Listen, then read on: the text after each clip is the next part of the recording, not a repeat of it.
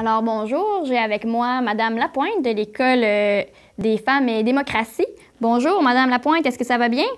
Oui, ça va bien, je vous remercie. Donc j'aimerais que vous nous expliquiez en fait d'où vient l'idée de créer l'École des femmes et démocratie. Bien, si vous me permettez, j'aimerais d'abord vous dire que, en fait, c'est le groupe Femmes, Politique et Démocratie qui a été fondé en 1999 par 4 femmes et un homme qui trouvaient qu'il n'y avait pas suffisamment de femmes dans les instances décisionnelles, principalement en politique, aux différents paliers de gouvernement, fédéral, provincial, municipal et même scolaire, même au palier scolaire. Et dans les premières années, le groupe a d'abord organisé des colloques et des forums sur la politique, pourquoi pas moi, des partis et des femmes, pour chercher à comprendre un peu pourquoi on ne retrouvait pas plus de femmes en politique.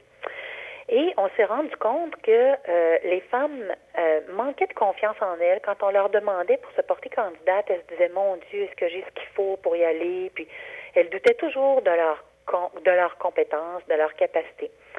D'où l'idée de leur donner de la formation. On a commencé tranquillement par des formations principalement en communication. Donc, les aider à parler en public, leur apprendre à débattre, parce que vous savez, quand on est en politique, on a à débattre. Leur apprendre à parler à une caméra, synthétiser leur présentation, parce qu'il faut qu'elles parlent brièvement puis qu'elles soient très concises dans leurs propos. Et par la suite, à partir de 2004, s'est tenue la première école Femmes et démocratie. Qu'est-ce qu'on entend par école Femmes et démocratie? C'est une session de formation intensive d'une durée de 4 jours. Dans le cas de celle que nous allons offrir dans la Naudière, du 10 au 14 mai, ça commence le jeudi après-midi vers 15 heures et ça va jusqu'au lundi 15 heures. Qu'est-ce qu'on retrouve dans cette école-là? En fait, on retrouve, je vous dirais, 3 blocs principaux. Un bloc sur les communications, comme je vous disais tout à l'heure. Donc, on apprend vraiment à parler, à s'exprimer devant un auditoire, à parler aussi à une caméra avec des exercices de communication filmés, comme dans un studio de télévision. Les participantes vont avoir à préparer un débat, à faire la recherche sur un sujet qui est imposé, et puis 2 jours après, pendant l'école, là, il va y avoir le débat le soir, et ce débat-là est commenté tant en termes de contenu que d'habileté de communication des participants. Il y a aussi un volet qui est plus théorique. Donc, à ce moment-là, c'est préparation d'une campagne électorale, lecture politique d'un budget, des choses comme ça, là, je vous dirais des formations plus théoriques aussi, un peu comment fonctionnent les institutions, l'historique aussi de la progression des femmes au Québec. C'est intéressant de savoir à quelle lenteur, dans notre cas, c'est pas de la vitesse, mais c'est plutôt à quelle lenteur ça progresse. Et puis, on a un 3e volet qui, là, permet de rencontrer des gens, des élus ou d'ex-élus qui viennent parler, qui viennent témoigner de leur expérience. Et ça, on considère que c'est très, très important aussi parce que souvent, les élus sont des gens qui sont passionnés, qui sont là parce qu'ils croient, ils ont des idéaux, ils croient qu'ils peuvent améliorer la société dans laquelle ils veulent. Et puis, ils ont souvent de très beaux témoignages. Ils expliquent aussi aux participantes, mon Dieu, comment est-ce qu'on s'en sort vivant d'une élection, qu'on la gagne ou qu'on la perde, parce que c'est toujours quelque chose de difficile, mais tout ça dans le but de les aider à se préparer. La méthode que nous avons, je vous dirais, est une méthode andragogique. Donc, c'est-à-dire que les participantes, les participantes travaillent, elles ont beaucoup de choses à faire durant l'école, elles ont des travaux pratiques et l'approche fait en sorte que ça leur permet de réaliser qu'elles ont tout le potentiel pour se présenter à une élection, quel que soit le palier qui les intéresse. Donc, dans le fond, l'école s'adresse principalement aux femmes qui voudraient s'en aller, par exemple, en politique ou à la mairie de leur municipalité, principalement? À tous les paliers politiques.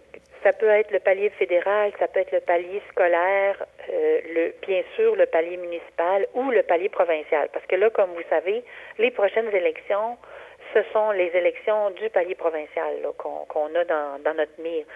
Contrairement au palier municipal, où nous savons que ce sera le premier dimanche de novembre 2013, donc ça, c'est facile parce qu'on peut s'y préparer. On connaît la date des élections au municipal et maintenant au fédéral. On sait que ça va être en 2014 au fédéral, en octobre 2014, parce que maintenant, dans la loi, c'est passé que les élections au fédéral doivent être à tous les 4 ans.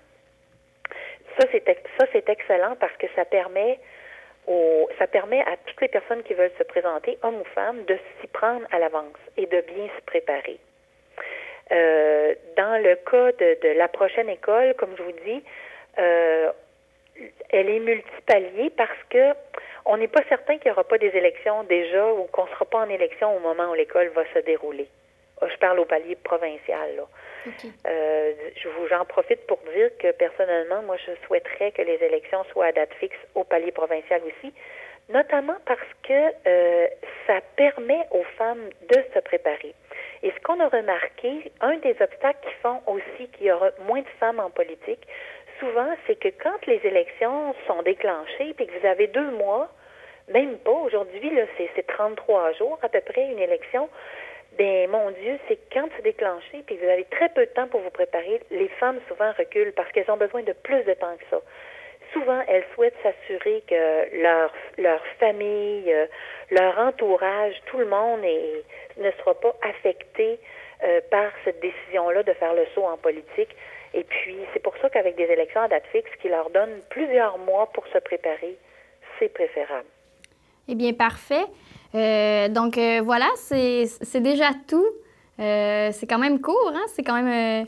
Oui, ben en tout cas, je voulais inviter les participantes de votre région. Je dois vous dire, en terminant, qu'au cours des années passées, on a eu 7 participantes en provenance de la Naudière. Oui. Parmi celles-ci, il y a 5 de nos participantes qui se sont portées candidates à une élection et 4 qui ont été élues, dont certaines là que vous connaissez. Attendez un petit peu, là, dont j'ai les noms ici. Attendez, que je trouve. Ah oui, on a Mesdames Michel Daw, conseillère municipale à Lavaltrie, Diane Bernard-Riberdy, qui, elle, est commissaire à la commission scolaire des Samars, et Liette Lapointe, qui est conseillère municipale à Chersey. Donc, ça les a beaucoup aidés, l'école? Bien, je pense parce qu'entre autres, elles ont accepté de témoigner en faveur de l'école et toutes ont trouvé que ça les avait bien outillées et bien préparées en vue de l'élection, et même pour la suite des choses dans leur travail en tant que conseillère.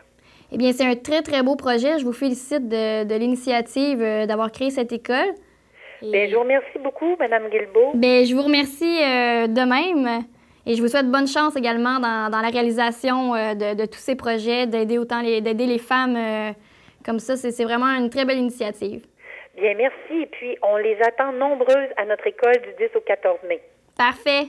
Au revoir. Merci, bonjour. Alors, voilà, eh bien, c'est un entretien avec Mme Lapointe de l'École Femmes et Démocratie. Donc, je vous rappelle, il y a une école dernièrement à Lavaltrie. Il y en aura un autre à Saint-Jean-de-Matha, sous peu. Alors, voilà.